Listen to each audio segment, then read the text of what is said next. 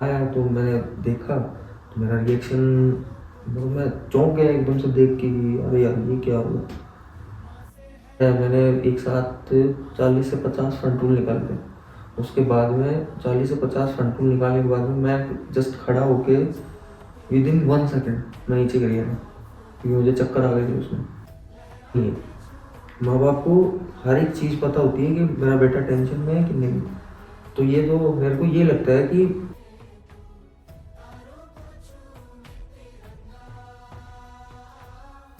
नमस्कार, मैं एकलव्य शर्मा आपका इस चैनल के अंदर स्वागत करता हूँ। इस एपिसोड का मेन मोटिव है स्टूडेंट्स और कॉमन सिटीजन्स को जो है रियल लाइफ इंस्पिरेशन देना। एक ऐसी जर्नी जो कि किताबों से नहीं मिलती, वो मिलती है ग्राउंड रियलिटी से। जैसे कहा जाता है कि कुछ लोग हिस्ट्री पढ़ते हैं तो कुछ लोग हिस्ट्री बनाते भी हैं। आज हम उन्हीं में से एक पर्सन के साथ में बैठे हैं जो कि सब इंस्पेक्टर इन सीआरपीएफ सूरज जहांगीर सर हैं। उनके साथ में बैठना ही एक अपने आप में बहुत एक प्राउड मूवमेंट होता है। तो चलिए अपन उनसे बात करते हैं कि कैसे उन्होंने अपनी जर्नी को इतना बेहतरीन बनाया है। तो चलिए अपन उनसे बात करते हैं। जय हिंद सर। जय हिंद। जय हिंद। सर, आपका बहुत बहुत धन्यवाद, आपने हमको इतना अपना प्रीशियस टाइम दिया। बहुत बहुत धन्यवाद, आपने मुझे अपने चैनल पे बुलाया। सर, हमें आप अपने बारे में बताइए कि आप कहाँ से बिलोंग करते हो, आप अपना चाइल्डहुड कैसे था, कैसा गया था, आपकी स्कूल लाइफ कैसी थी, कॉलेज लाइफ कैसी थी, सम फनी मोमेंट्स और मेमोरेबल मोमेंट्स के बारे में बताइए। देखो, मैं राजस्थान के ढूंढलोद गांव, जिला झुंझुनू से बिलोंग करता हूँ। और मेरी बेसिक स्कूलिंग हुई थी अपने ही गांव ढूंढलोद में। उसके बाद में मैंने 10 तक है जो अपने ही गांव में की स्कूल है उसमें स्टडी की थी। उसके बाद में मैंने डीवीपी ज्वाइन की, ढूंढलोद विद्यापीठ। स्कूलिंग चेंज हुई थी, उसके बाद मैं गया पोदार कॉलेज, जिससे मैंने अपनी ग्रेजुएशन कंप्लीट की। उसके बाद मैं तैयारी करने लग गया। और इसमें एक फनी मोमेंट ये है कि मैं 9th क्लास में सप्लीमेंट्री से पास हुआ। एक फनी मोमेंट ये भी। और उसके बाद में मेरे को सब यही बोलते थे कि पढ़ ले वरना कुछ होगा नहीं तेरा। धीरे धीरे जैसे टाइम निकल गया, मेरा वही रवैया चलता रहा, चलता रहा, चलता रहा, चलता रहा। लास्ट जाके एक टाइम आता है ना, एक सभी के लाइफ में एक टर्निंग पॉइंट आता है। तो उसी टर्निंग पॉइंट में मेरे को समझ में आ गया, या तो मेरे को कुछ करना है या मेरे को कुछ नहीं करना। तब वहीं से मेरा जर्नी स्टार्ट हुई कि मेरे को कुछ करना ही है और मेरे को कुछ बनना है। क्या सूरज जहांगीर बचपन से ये सपना देख रहा था वर्दी के लिए? नहीं, शुरुआत से नहीं था। ये जुनून हुआ मेरे को जब मैं, मेरा जो स्कूलिंग लाइफ है 11th 12th मैंने साइंस से की है, मेरा सब्जेक्ट साइंस था। तो उस टाइम 11th मतलब 10th लास्ट में मेरे को ये हुआ था कि मेरे को साइंस लेना चाहिए। और मेरे बड़े भाई ने भी मेरे को सजेस्ट किया था कि तुम साइंस लो और साइंस लेके तुम एयरफोर्स नेवी देखो। तब मेरे को फर्स्ट टाइम ये हुआ था कि मेरे को फोर्स में जाना है, वरना उससे पहले मेरा कोई मोटो नहीं था। सर, आपने कौन सी एग्जाम दी थी इस रिस्पेक्टफुल यूनिफॉर्म के लिए? देखो, मैं आपको ना शुरुआत से बताता हूँ कि एक्चुअल में हुआ क्या। ये बात है 2015 की, जब मेरे को जाना था जयपुर एयरफोर्स की तैयारी करने के लिए। मैं फर्स्ट टाइम जयपुर गया। जयपुर में मैंने कोचिंग ली। कोचिंग में 3 महीने रहा। तो उस टाइम क्या होता है, जब घर से बच्चा निकलता है बाहर, मैं फर्स्ट टाइम अपने घर से इतनी दूर आया था। तो एक तो वो था कि मेरा मन बिल्कुल ऐसे गांव से निकलने के बाद बिल्कुल नहीं लगता।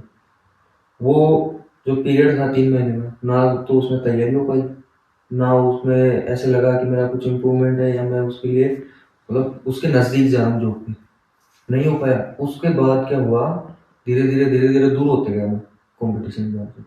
दूर होते होते होते मैंने जयपुर छोड़ दिया, मैं गाँव आ गया।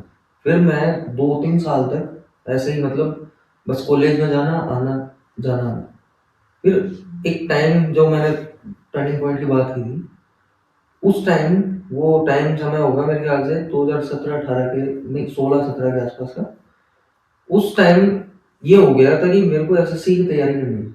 ये प्लेटफॉर्म है जो स्टाफ सिलेक्शन कमीशन, ये विभिन्न जो कर्मचारी आयोग है उनकी एग्ज़ाम करवाते हैं, जिसमें आप इंस्पेक्टर हो गया या फिर सीआरपीएफ, ये सीपीओ का हो गया। और मैंने जो एग्ज़ाम दिया था उस टाइम, मैं मेनली तैयारी तो सीजीएल की कर रहा था, और मैंने सारे ऑप्शनल छोड़ रखे थे कि मैं इनको भी एग्ज़ाम, ये जितने भी एग्ज़ाम है वो सारी दूंगा, जिसमें भी होगा तो मैं पहले चूज़ करूँगा उनको, क्योंकि मुझे उस टाइम इतनी नीड थी जॉब की कि मेरे को जैसे ही मिल जाएगी मैं लूँ, कुछ भी हो जाए मैं वो जॉब लूँगा ही। तो फिर ये जो एग्ज़ाम है ये सीपीओ के थ्रू होता है, जिसमें central arm reserve police force होती है, जिनको सीएपीएफ बोलते हैं। जैसे इसमें बीएसएफ भी हो जाती है, सीआरपीएफ भी हो जाती है, सीआईएसएफ भी हो जाती है, सबसे टॉप रहती है दिल्ली पुलिस। उसके बाद में सीआईएसएफ, फिर सीआरपीएफ, बीएसएफ, एसएसबी और असम राइफल, इनकी एग्ज़ाम होती है। तो मैंने 2018 में पहला एग्ज़ाम दिया था इस पेपर का, तो उसमें मेरा सिलेक्शन नहीं हो पाया। उसके बाद मैंने नेक्स्ट 2019 में एग्ज़ाम दिया था इसका, तो मेरा प्री क्लियर हो गया था। तो उस टाइम मैंने इतनी मतलब प्रीवियस जो एग्ज़ाम थी उससे बहुत ज़्यादा मेहनत करके सोचा था कि मैं इसको क्लियर करूँगा कैसे जैसे हो। और उस साल ये था कि वैकेंसी भी ज़्यादा थी प्रीवियस ईयर से, तो मैं इस तैयारी में जुट गया एकदम, क्लियर हुआ, घर वालों को बताया, ठीक है मेहनत का रंग ला रही है। उसके बाद हुआ धीरे धीरे ये जो फेज आ गया लॉकडाउन का फेज 2020 में।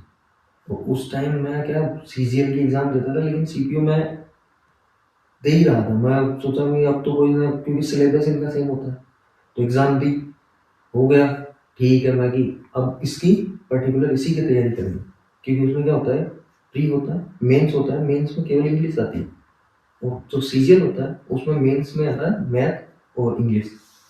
तो थोड़ा हटके हो गया, मैथ से मैं दूर हो रहा हूँ, तो मैं इसकी तैयारी करने लग गया आगे की फर्दर। तो इसमें क्या था, उसके बाद होना था प्री के बाद में अपना फिजिकल। तो लॉकडाउन लॉकडाउन के बाद में 1 साल का वो पीरियड, तो उसमें स्ट्रेस ज़्यादा हो गया, क्योंकि एग्ज़ाम हो नहीं रही थी, तैयारी अच्छे से हो नहीं रही थी। उसके बाद ये हुआ जैसे ही लॉकडाउन में धीरे धीरे ओपन होने लगा सब कुछ, धीरे धीरे धीरे धीरे, तो हमारा फिजिकल हुआ। फिजिकल, मैं इतना मतलब गांव से हूँ, लेकिन इतना फिजिकल मतलब एक्टिविटी करते थे, लेकिन खेल कूद में नहीं था।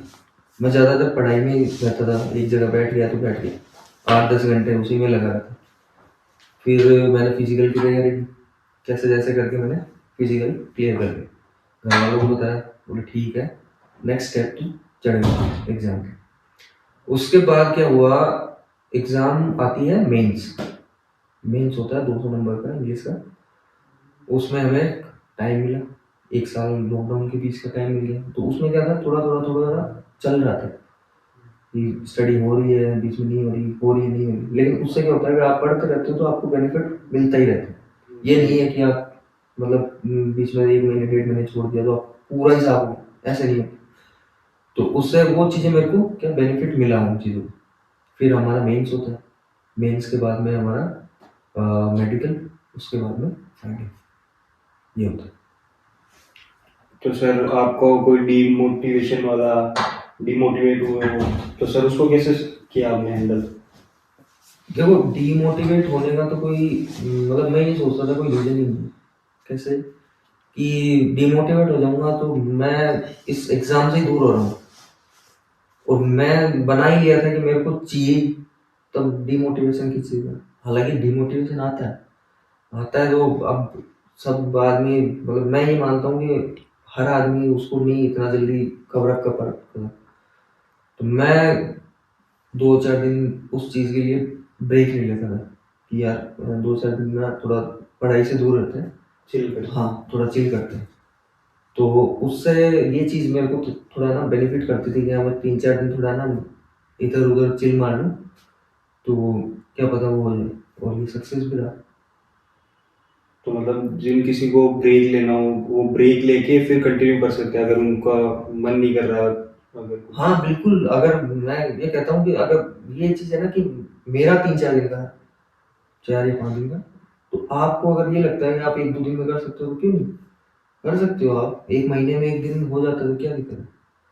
आपके पास अगर लंबा टाइम है और कोई मतलब इतना नहीं होता है। जैसे आपके पास 6 महीने हैं, आप 1-2 दिन बीच में, जैसे 6 महीने में 6 दिन निकाल लोगे या 10 दिन निकाल लोगे, इतना इफेक्ट नहीं होता, आप कवर कर लोगे। अगर आप जिस दिन बीच में क्या होता है, जैसे आप पढ़ते रहते हो ना, तो 2-4 दिन ऐसे भी आते हैं 15 दिन में कि आपकी स्टडी मतलब बूस्ट हो जाती है, कि मतलब आप ज़्यादा समझ रहे हो कुछ चीज़ों को, या फिर कोई चीज़ आपको ना समझ में इसी आ रही है, तो आप क्या एक चैप्टर की जगह 2 चैप्टर पढ़ लोगे। ये चीज़ें होती है बीच बीच में, तो होती है। यही चीज़ है। क्या सर 15 घंटा पढ़ना ज़रूरी है? नहीं। अगर आपको समझ में 6 घंटे में भी आ रहा है, आपको लग रहा है कि मेरे को 6 घंटे में जिस चीज़ें 15 घंटे में हो रही है वही चीज़ें मैं 6 घंटे 7 घंटे में पढ़ रहा हूँ, तो क्यों नहीं? 15 घंटे पढ़ना जरूरी नहीं होता। और मैं ये मानता हूँ कि अगर आप 15 घंटे किसी चीज़ को दे रहे हो, तो आप मेंटली मतलब अपने आप को वीक कर रहे हो, मेरे को ये लगता है। आप 6 घंटे 8 घंटे, और मैक्स तो बताऊँ कि 8 6 से 7 8 घंटे इतना ही पढ़ रहा हूँ। मेरे को लगता था कि इतना ही सफिशिएंट हो। हाँ, अगर आपकी कैपेसिटी अच्छी है, या फिर आप ये सोचते हो कि मेरे को इन चीज़ों में मतलब इंटरेस्ट आ रहा है, मैं 15 घंटे पढ़ रहा हूँ, मेरे को कोई दिक्कत नहीं है, वो अलग अलग की थिंकिंग होती है, अलग अलग का माइंड सेट होता है। लेकिन मेरे हिसाब से आप अगर 8 घंटे भी या 6 घंटे भी उस चीज़ को अच्छा कर रहे हो, तो कोई नहीं, वेल एंड गुड। डिग्री। तो सर जैसे आपका रिजल्ट आया, तो उस टाइम पे आपके घर वालों का क्या रिएक्शन था और मम्मी पापा का क्या रिएक्शन था?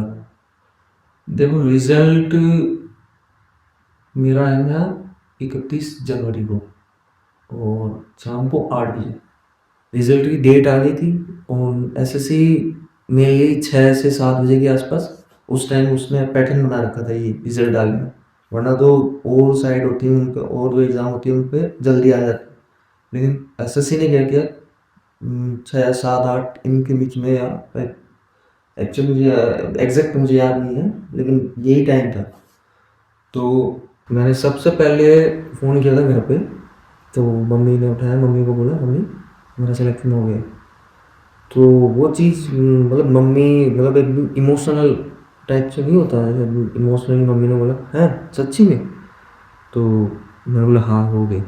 मैंने तो बोला बहुत अच्छा किया तुमने ये चीज़ें, और थोड़ा इमोशनल हुई। फिर मैंने पापा से बात की 1 मिनट, पापा बोले बहुत बढ़िया, दिल खुश हो गया। फिर मैंने अपने दोस्त को बताया जो मेरे साथ रहे, उसने बोला ठीक है, मैं जिम छोड़ के आ रहा हूँ, मैं जिम कर रहा हूँ। तो वो जिम छोड़ के आया था मेरे, बोले नहीं आज तो घर की सिलेक्शन होगी। ये चीज़ वो बड़ा मतलब इमोशनल मोमेंट भी था और प्राउड मोमेंट भी था मेरे लिए कि सिलेक्शन हो गया। सर जैसा अपन ने अभी रिजल्ट की बात की, तो सर आप अपने पेरेंट्स को कुछ बात बोलना चाहते हो इस वीडियो के माध्यम से? तो सर देखो, ये चीज़ था ना कि आप ये सोचते हो कि आप चीज़ें बता नहीं रहे, एक्चुअल में उनको वो चीज़ें पता होती हैं। जैसे मैं किसी चीज़ को लेके टेंशन में रहता था, या फिर कोई मतलब कुछ सी चीज़ें होती थी मैं शेयर नहीं करता था कि मेरा रिज़ल्ट, उस टाइम का रिज़ल्ट आना था, मेरा डॉक्यूमेंट हो गया था वेरिफिकेशन, तो मैं रिज़ल्ट का वेट कर रहा था 1 1.5 महीने से। तो उस 1 1.5 महीने में मैं मम्मी को फ़ोन करता था, तो मम्मी पता रहता था मम्मी को, मम्मी यही बोलती थी कि तू टेंशन में है लेकिन तू बता नहीं रहा। तो मैं यही बोल रहा हूँ कि माँ बाप से कुछ भी छुपा नहीं है। माँ बाप को हर एक चीज़ पता होती है कि मेरा बेटा टेंशन में है कि नहीं।